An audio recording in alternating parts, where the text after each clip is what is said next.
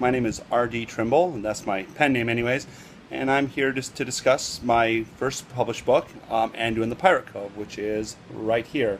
Sorry, it's kind of running in reverse, but I think you can probably read it.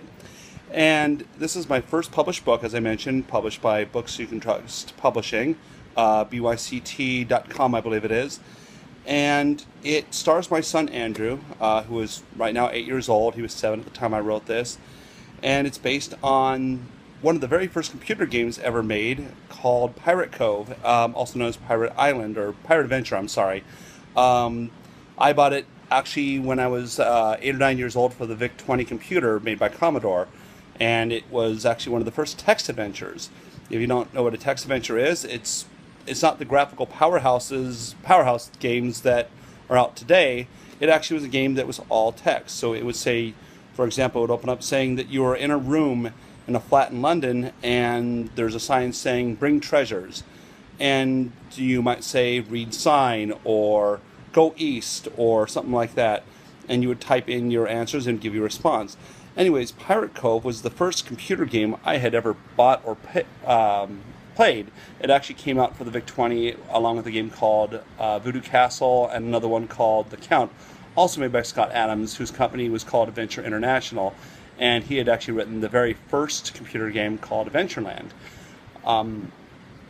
I decided to start writing chapter books after about 8 illustrated books I'd done for my son Andrew when he became of age, where the teachers were saying he needed to stop reading these illustrated ones and start reading books that were a little bit of more substance.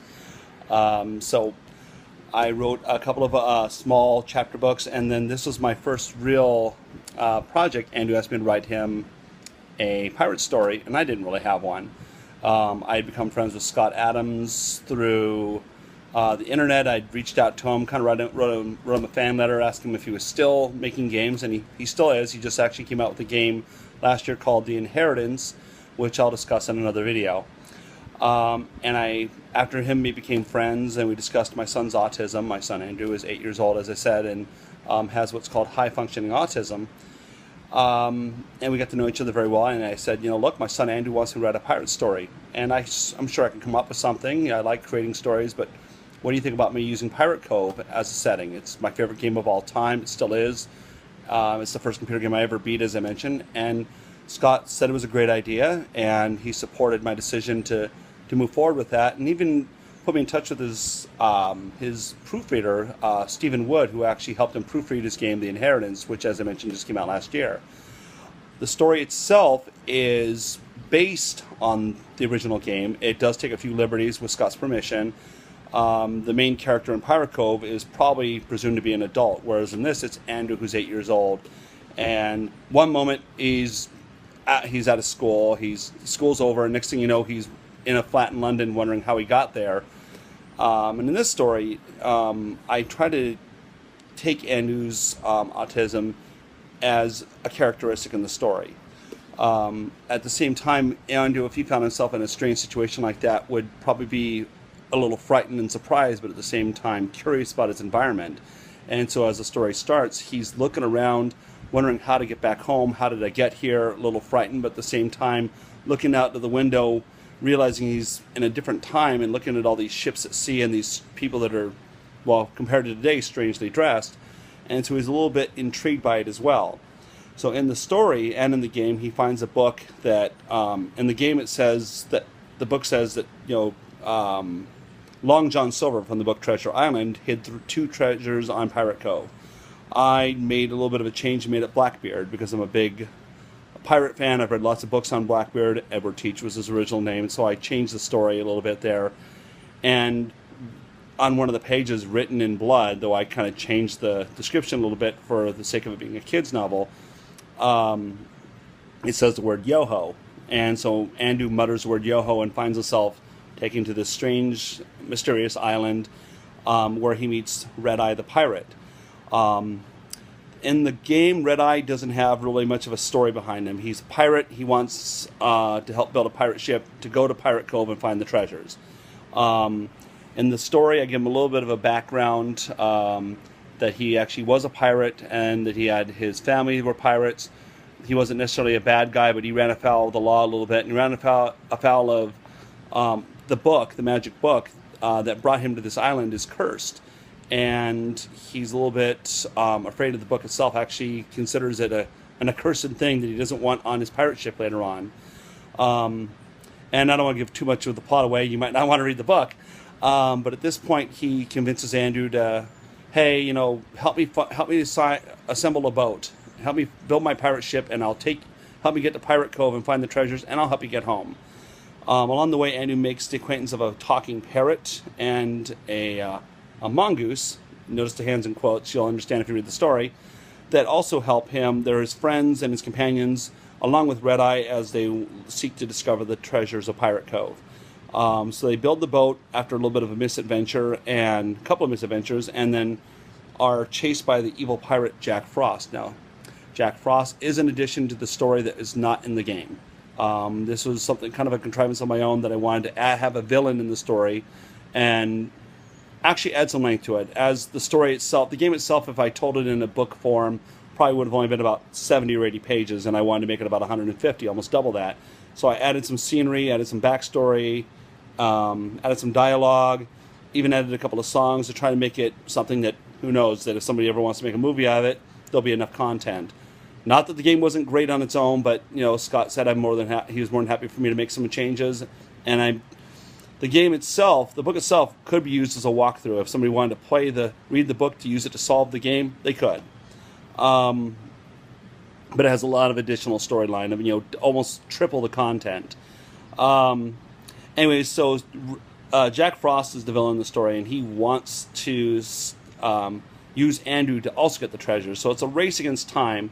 You know, the evil pirate and the good pirate, and Andrew and his companions, the mongoose, again quotes, and the talking parrot, who he names Squawky. And in the book, and the game, the parrot's unnamed, and so is the mongoose. And actually, in the game, the mongoose meets with kind of a grisly end. But I won't go into that here. You should probably play the game. In fact, if you want to play the game, go to msadams.org. That is Scott Adams' website. You can download the game. Any of his old classic games, there's I think 14 of them that you can download and play for free. They're all text adventures, no graphics. Some of the games that he did were released for the Commodore 64 and did have some graphics to them. And I'm kind of ambivalent about that. Graphics are fine, and there's a lot of games like Maniac Mansion and Monkey Island that have graphics that I think in those cases make the game much more fun to play.